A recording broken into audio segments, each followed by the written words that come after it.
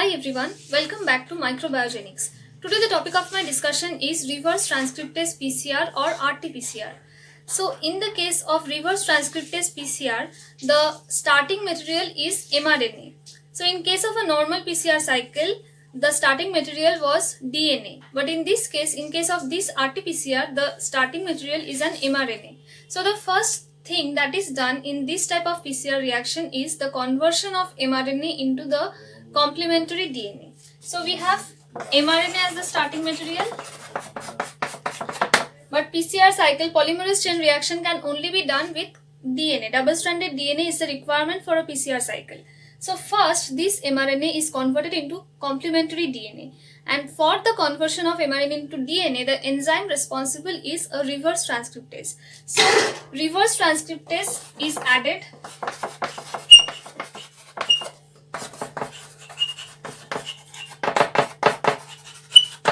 and this reverse transcriptase carries out the conversion of the mRNA into the complementary DNA. So this is the complementary DNA. Now this complementary DNA can act as the template DNA for the PCR cycle. So this cDNA is the starting material for this PCR cycle. So from this point, all the steps are exactly similar like that of a normal PCR cycle. So the difference only lies in the fact that in case of reverse transcriptase PCR, the starting material is an mRNA, and in case of normal PCR cycle, the starting material is a DNA. So the application of RT-PCR also comes from this difference. By doing RT-PCR, we can detect the presence of specific mRNAs in the sample. So this is the use of RT-PCR, and this is what RT-PCR is. Another type of PCR which is often confused with the RT-PCR is the real-time PCR. So this real-time PCR is also known as quantitative PCR or qPCR. So this qPCR is actually the real-time PCR, and what is that?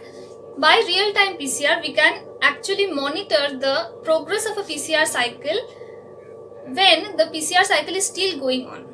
So there are basically two types of PCR cycles. One is end-time PCR and another one is real-time PCR.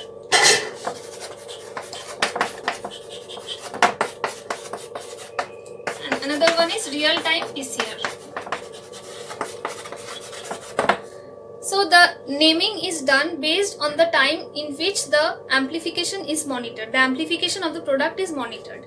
In case of end-time PCR, the amplification was detected after the completion of the PCR cycle.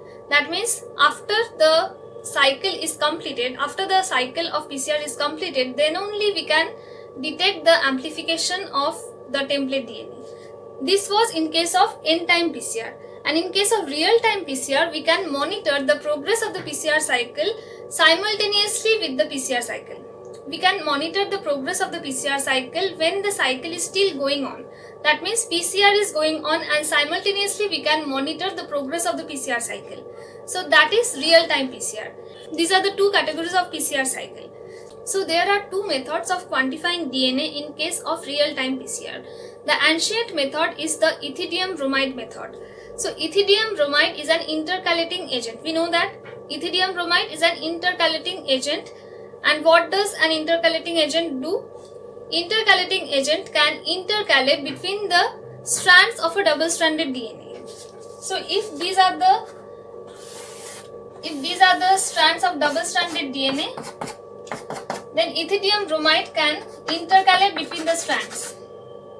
It has the ability to intercalate between the strands of a double-stranded DNA.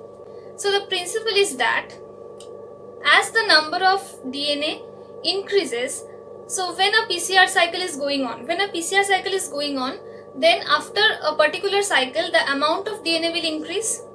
Suppose we are starting with two template DNAs. So after one cycle of DNA, the amount of template DNA will be 4.